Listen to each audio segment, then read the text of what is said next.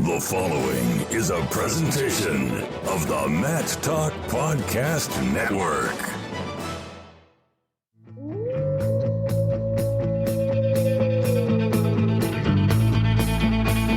The mind of Pat Popolizio is a wondrous thing. And for you Pac wrestling fans, you'll get to go inside the mind of the Skip each and every episode here on the Pac Mentality Pop-Ins podcast. Now, here's your host, NC State Director of Athletics Digital Communications, Brian Reinhardt.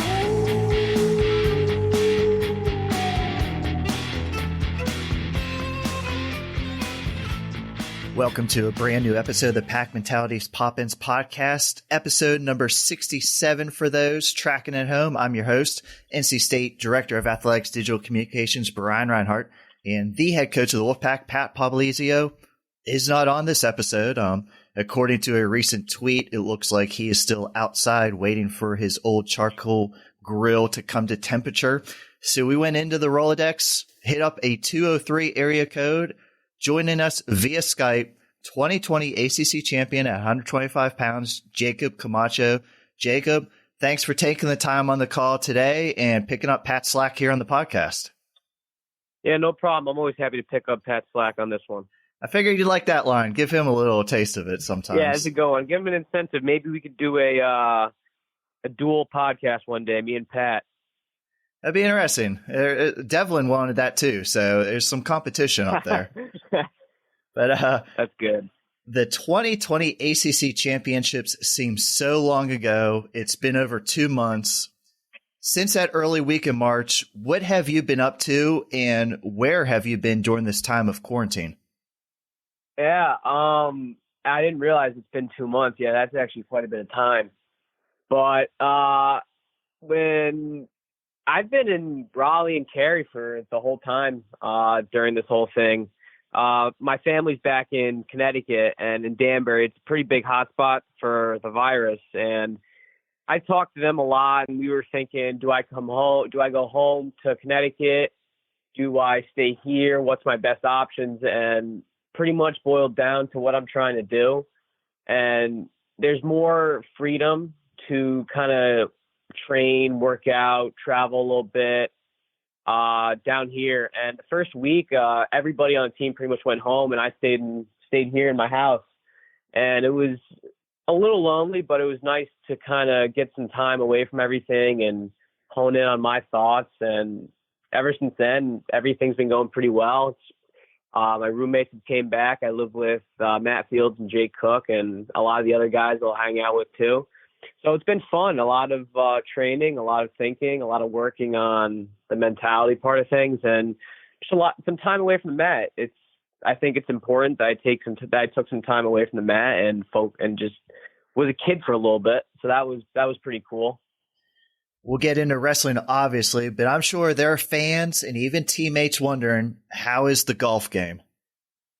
The golf game is currently under works. Very inconsistent. I didn't play too much going through the year, so I'll give myself a little leeway. It's not too hot right now on the course. I actually have some funny stories. When I was golfing with Kevin and one of my teammates, Jared Papsy, it was a terrible day on the course, and I just, right from the first tee box, was hitting terrible. Got about 5 holes in. I was like, you know what? I'm going to call it a day. I started getting super competitive, and I pretty much broke on the course, and I just rode around and pretty much was out in the golf cart. And when I went home, I get a text from Kevin saying, dude, why do you get so competitive when you're playing golf? And so ever since then, I've been working on it. I'll go to the range every now and then, but we're still working on it. Skins game, you and Kevin Jack, who takes the victory? Kevin. I will give Kevin the victory on that one. Okay. Well, he's a little bit older, a little experienced, but a little bit more experience. What was your last round at Lonnie Pool? Oh, last round at Lonnie Pool was a long time ago. Okay. I don't know. I probably shot like a 100 or 105 there. My best round I've ever played at Lonnie, I shot a 95, I think. I think that was my best round I've ever played there. Okay. It's not bad. Some improvement. Back onto the mat, ACC champion, NWCA second team All-American in your rookie season. How would you assess your first season in the PAC's lineup? An emotional roller coaster. Starting out was not ideal. I butt heads with the coaching staff. I was my own worst enemy the first half of the year. And it took hitting rock bottom for me to actually understand, all right, it's time to get back to who I am as a person. And that's just a hard worker and a kid that just fights. So after the big turning point was the Southern Scuffle. I mean, my redshirt year, I took third in a pretty good bracket, and I beat a couple ranked guys. I beat some good wrestlers, and to go from that to not placing was heart wrenching. That was where I really hit rock bottom. I get pinned by someone who I just have no business losing to. I mean, kudos to the kid for wrestling hard, but I remember looking myself in the mirror after that turn and be like, you got to get your stuff together, kid. And after that, I told Pat, I told Adam, I was like, listen, I've hit rock bottom, and I'm done fighting it. This is where I came because I know this is the best place for me to be. And I stopped fighting. I became coachable. I got back to the kid that was just honestly willing to die on the mat to do what I love.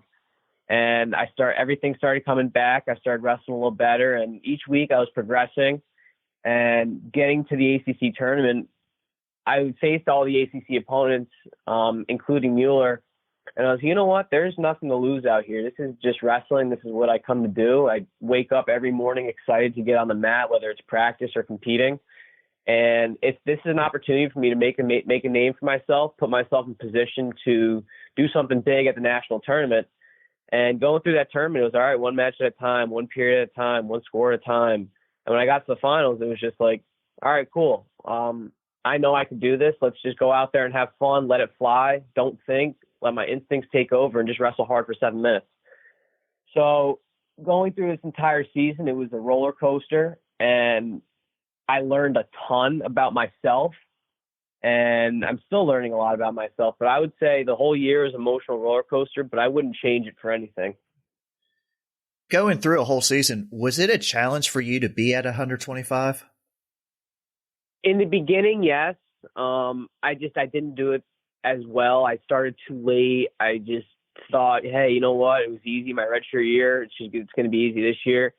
The truth was, 2 years in a college lifting, or a year and a half in a college lifting plan, you'll put on a little bit of weight. And so the first couple weeks were pretty tough. The Old Dominion, that was a tough weight cut, but I felt good going into the match. Just didn't wrestle as I planned, but no excuses there. That was it was a tough match. The kid was very, very tough. And then from there on, it started to get a little bit easier. Southern Scuffle was a 2-day weigh-in. That was kind of tough. As I started getting going, though, I started like, all right, discipline. You know, there's choices I need to make to stay at 25, and I'm going to make those choices because they're in my best interest. So I listened to the advice I was getting from the coaches, from my friends, from people that have been there, done this. And they all told me the same thing. Listen, 25 is where you got to be. Truth is, suck it up, do what you got to do, get down to weight and compete. And I learned to actually enjoy the weight cuts, the pre-match warm-ups, the feeling of being hungry going into weigh-ins, the feeling of waking up hungry. I enjoyed it because it almost made me feel alive in like a crazy way. And it was like, I am only going to get this for another 3 more years. So I'm going to enjoy the hunger figuratively and literally. So were you saying you got too jacked over last summer lifting weights? I wouldn't say that. I had I had a little bit of that Puerto Rican and Mexican body fat hanging off, but we shaved that off towards the end of the year.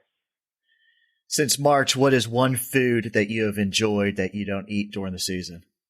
Oh man, cereal, hands down. Wow. Any particular brand? I could go. Man, let's see.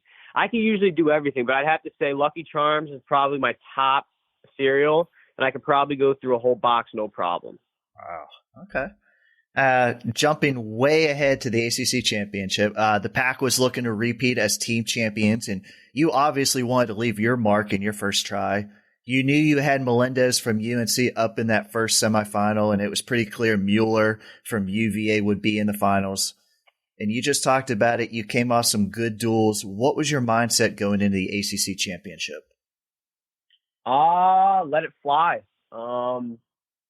There's not much more I like to do than go out there, put on a singlet that says NC State and wrestle. So I just went into every match thinking 7 minutes, go as hard as you can, focus on the present moment, the task at hand, and that's it. I mean, my big thing now is just if I can look at myself in the mirror and say I did everything I could and I'm proud of the effort I gave, then I could sleep at night. No problem, win or lose.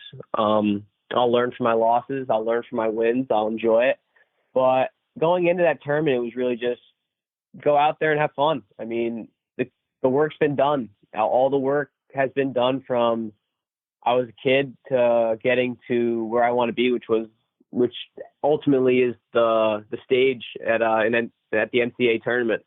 That's the ultimate goal, is getting there and getting my hand raised. So the steps along the way are super important, and it was important for me to focus on the present moment at ACC. So that was really the big thing, just focus on the present moment. Where are my feet right now? That was it. Took care of Melendez for the second time this season, and Mueller awaited in the finals. He was ranked number 2 nationally, returning NCAA finalist. You guys met in the duel in Raleigh earlier in the year. A very close 5-2 match. He did get the win, though. Did that tight duel, did that give you some confidence going to the ACC finals? Yeah, it did. It was like, he's human. I mean, he's a veteran. He is one heck of a wrestler. He's a competitor, and he doesn't like to lose. He's in it to win it, and that's what I love about the competitor in him, honestly. I mean, when I was wrestling him, it was like, all right, this is an opportunity. Let's go out there. Let's do it. The first time I wrestled him, I was a little nervous. It was like, all right, he's number 2 in the country for a reason. I think I gave him a little too much respect off the bat. I kind of was a little hesitant, tried to feel him out a little bit instead of just going for it. And wrestling my match, and he took me down with a very nice takedown in the beginning of the match. I remember like it was yesterday. Rode me out. That was a big one. I was like, all right, I need to learn how to get off bottom, and I took him down. I was like, all right, when I push the pace, I can do some damage.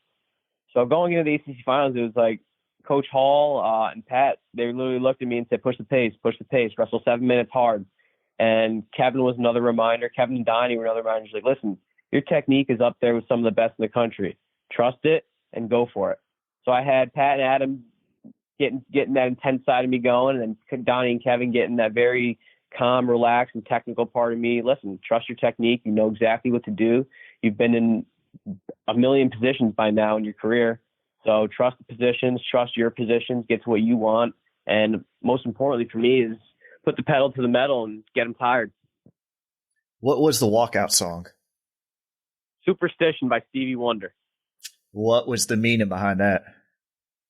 That's a song that I've met with sports psychologists. We were going through a lot of stuff, and one of the things that we talked about was like we just were getting into like what's your favorite song, the meaning behind it, and right away I was like Superstition by Stevie Wonder, and I guess they were a little surprised. That's a pretty older song, and it's a very classic song.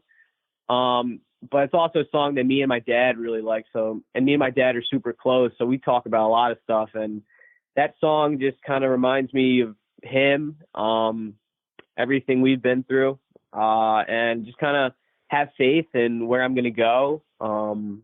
That's really it. There's a superstition. I'm not really a superstitious person, but just the part of having faith in what's going to happen. That's really the only thing about it. And it's a fun song. I mean, you got the jazz in the background. I love it. It's a good song.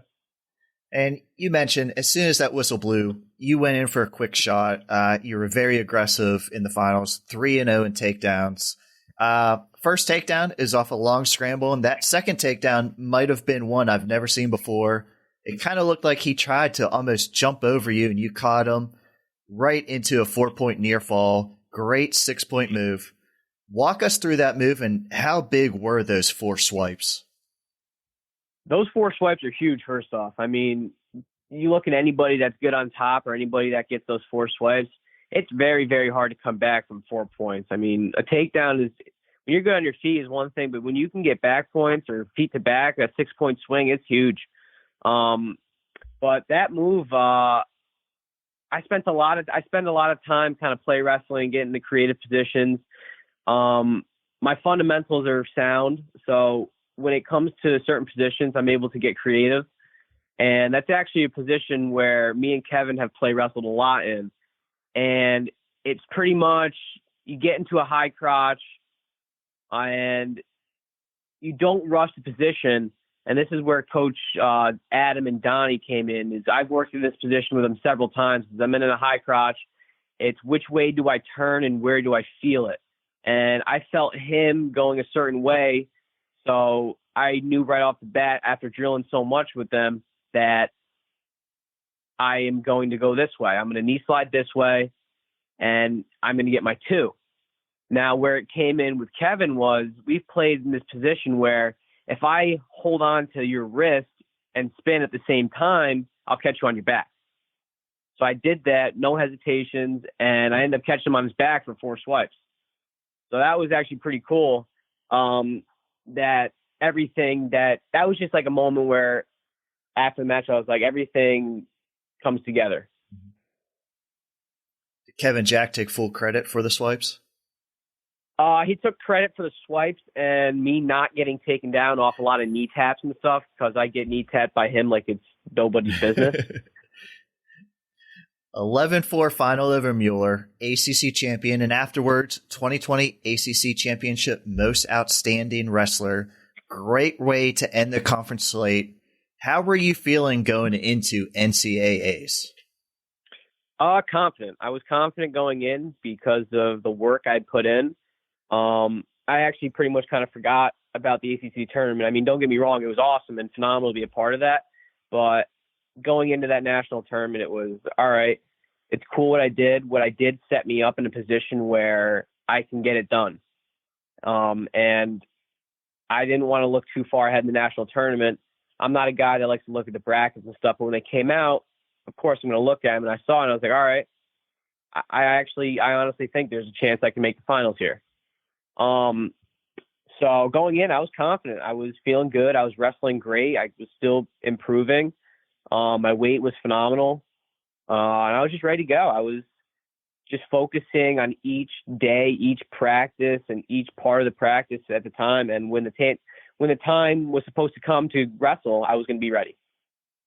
And obviously those NCAAs were canceled. You were the 10th seed at 125. Again, it would have been your first trip to NCAAs. What were your emotions like when you heard that announcement? Very mixed emotions. I mean, it was between just sadness and anger and resentment and just questioning everything. We were outside. Everyone was outside. It was a beautiful day in Raleigh. So it's very ironic. And it was a day like we had off. You did your individuals, and we all as a team, everybody, we came together. We just played some games outside, football, spike ball, kickball. We were all playing together, and we knew there were talks of it, but no one was really on their phone. But you could tell something was happening because Pat was on the phone quite a bit. So I started getting nervous, and one of my good friends, Mike Madera, who works with kind of the technicalities and logistics of the team, he works with Ian, our director of ops, and he was the guy that told me, yeah, you guys are done. And that when he told me that, I was like, man, it hit hard.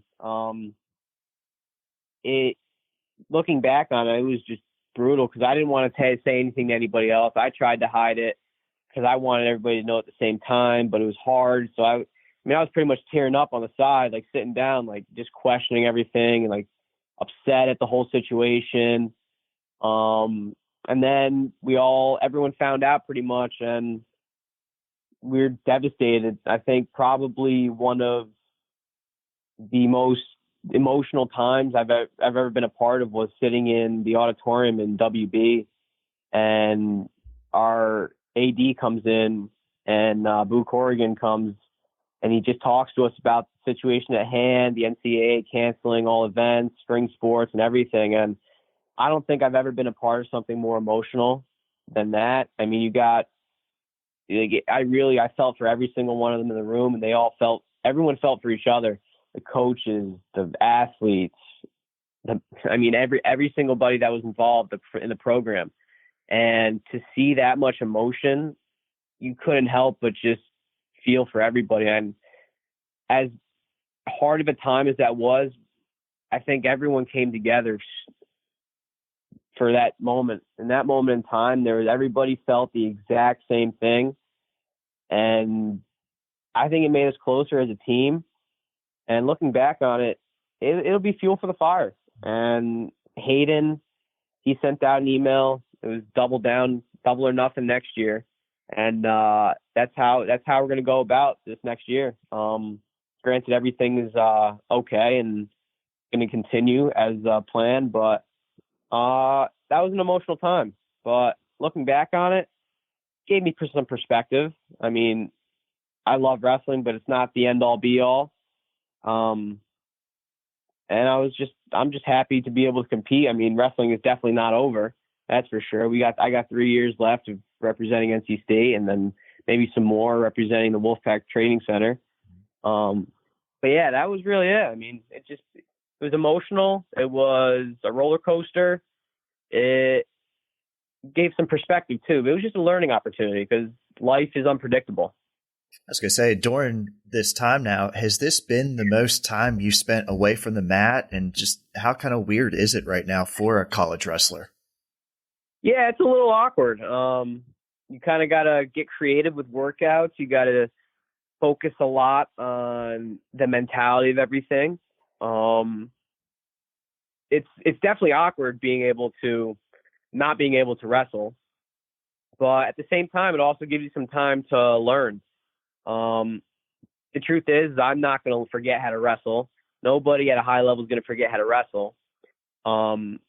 My goal, what I've been working on is my mind. I mean, sharpening my mind, making it bulletproof, working on mental toughness, continuing to learn a lot about myself, pushing myself to limits that I didn't know I could go.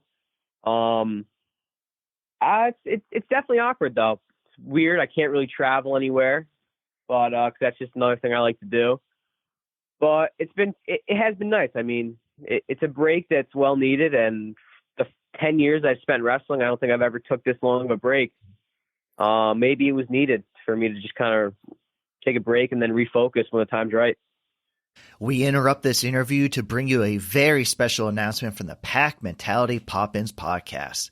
Now in its third season covering the Wolfpack wrestling team, the Pack Mentality Pop-Ins podcast has featured such guests as world medalists, NCAA champions, MMA world champions, and a pair of WWE Hall of Famers, in addition to current and past members of the NC State wrestling staff and team. It was the very first podcast hosted by a school devoted to college wrestling, and it was also the very first podcast produced by NC State Athletics. If you are an NC State wrestling fan, we encourage you to subscribe and download to the Pack Mentality Pop-Ins podcast to catch great interviews and get the behind-the-scenes information on the Wolfpack wrestling team. Just search hashtag Pack Mentality on your favorite podcasting platform. Going to have you put your coaching hat on here a little bit. We're going to talk about some future members of the Pack. Even more wrestlers from Danbury, Connecticut will be joining you in the wrestling room this fall. But first, I have to ask your opinion. Before you came down to Raleigh, summer of 2018, Kevin Jack was on the podcast, fellow Danbury product. He wrapped up his senior season. I asked who would win between you two. He proudly said himself, of course. He called it He called it at least a major, maybe a tech if you chose down.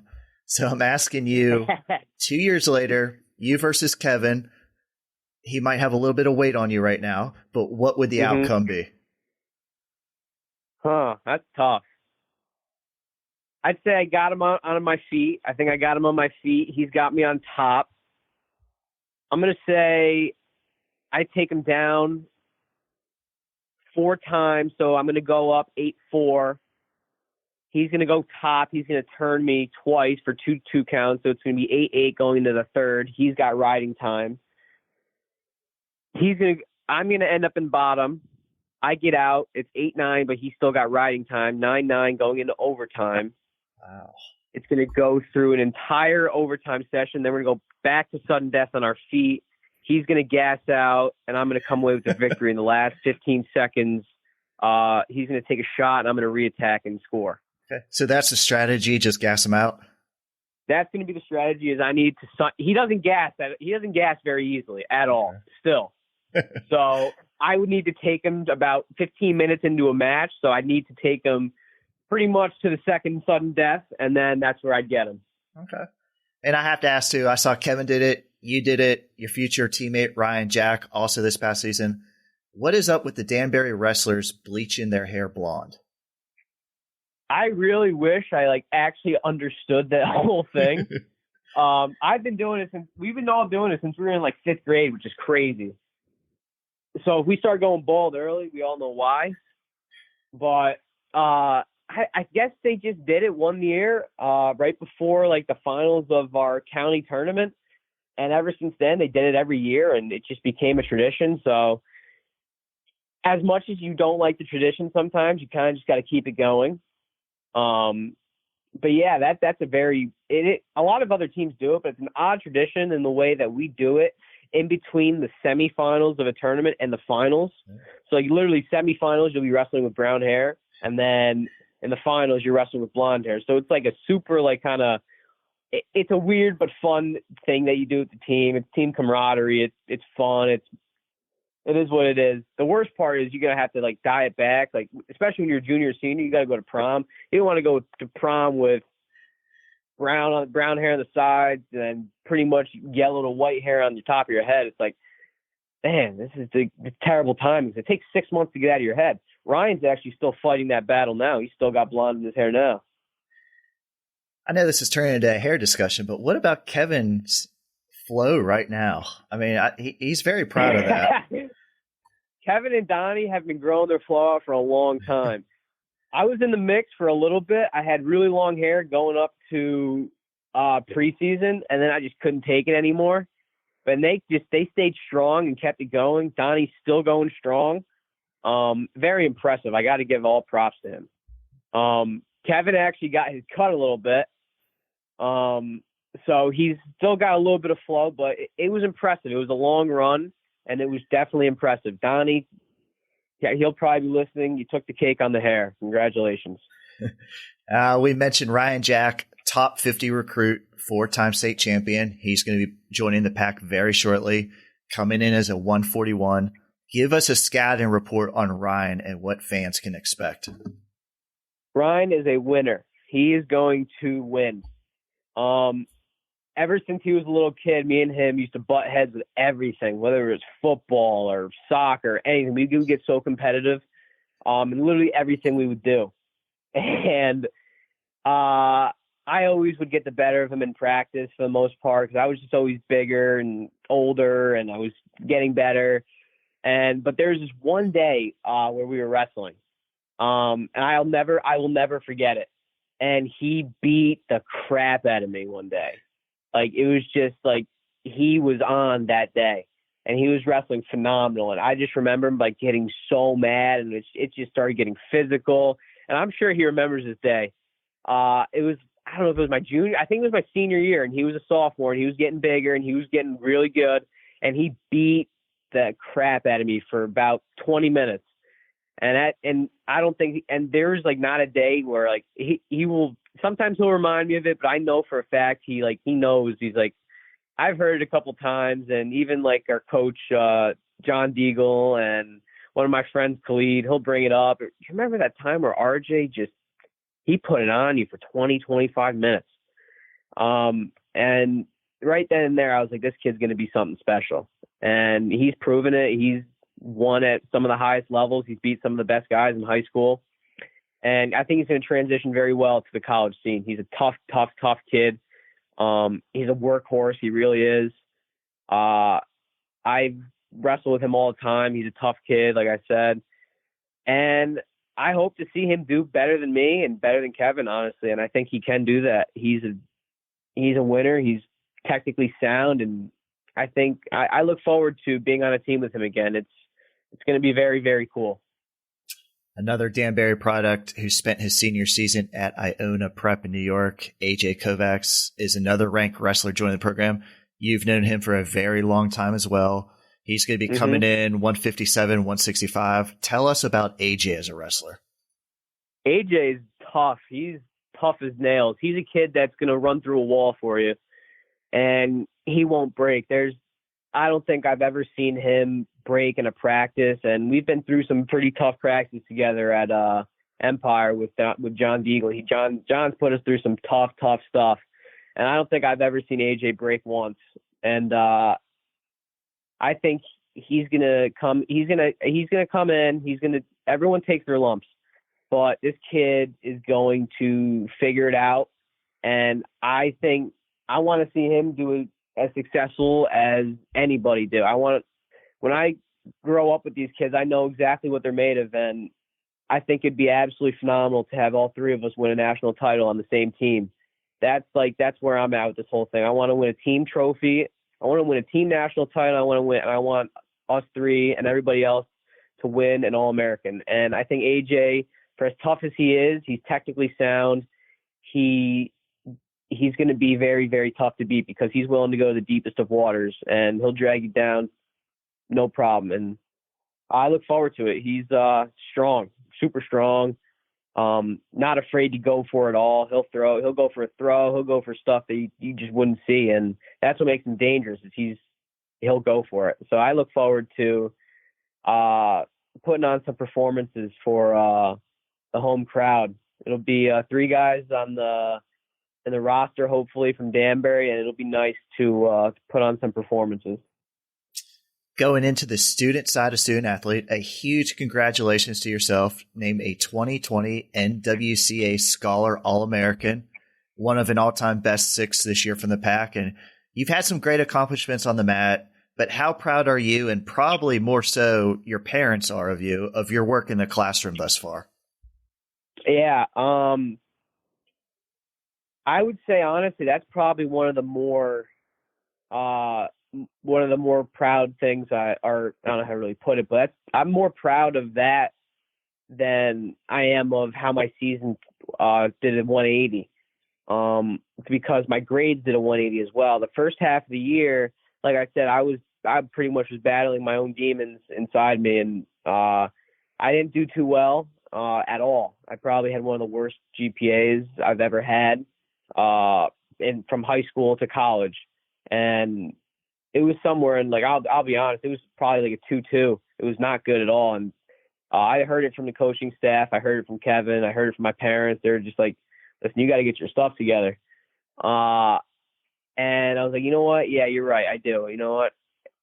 I remember listening to, I talked to John Deagle a lot, and he told me one thing. He said, how you do anything is how you do everything.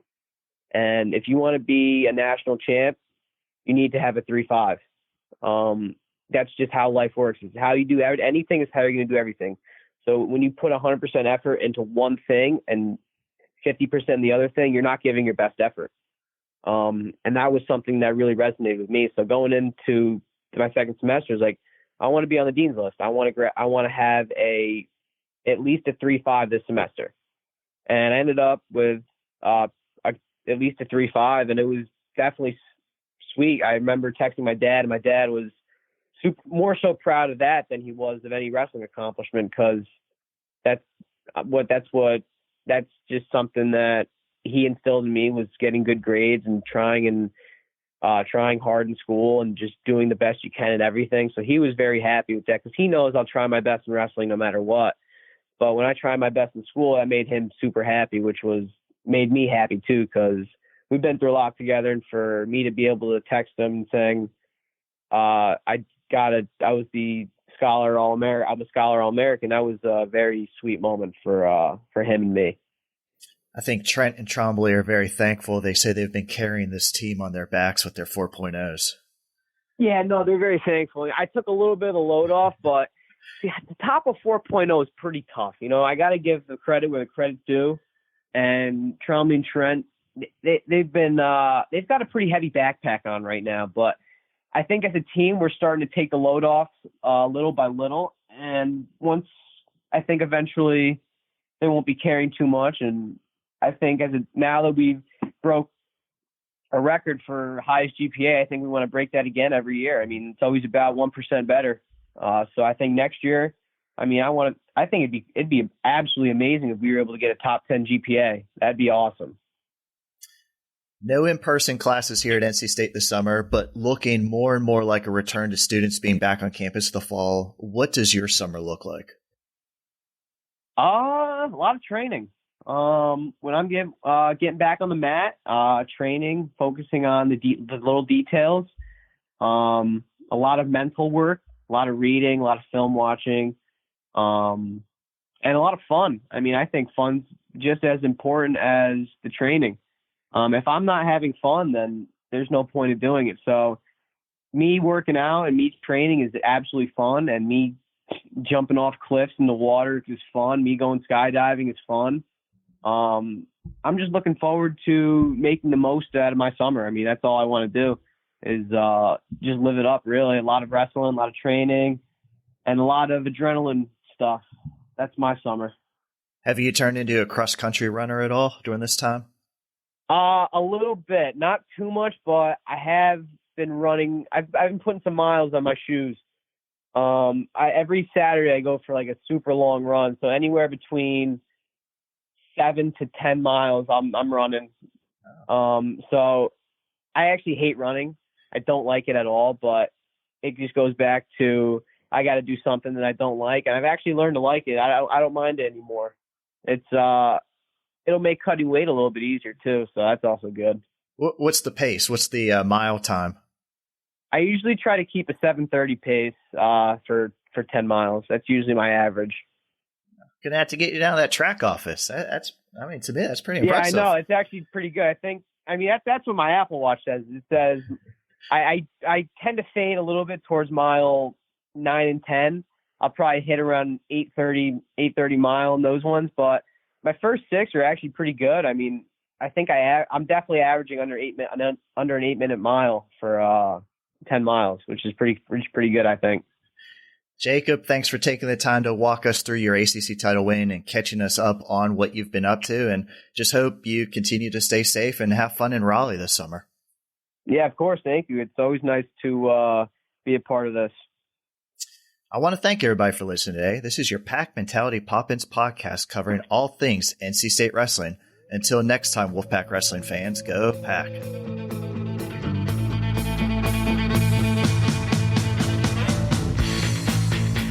Pack Mentality Pop-Ins podcast is produced by the Mat Talk Podcast Network. For more wrestling podcasts, go to MatTalkOnline.com.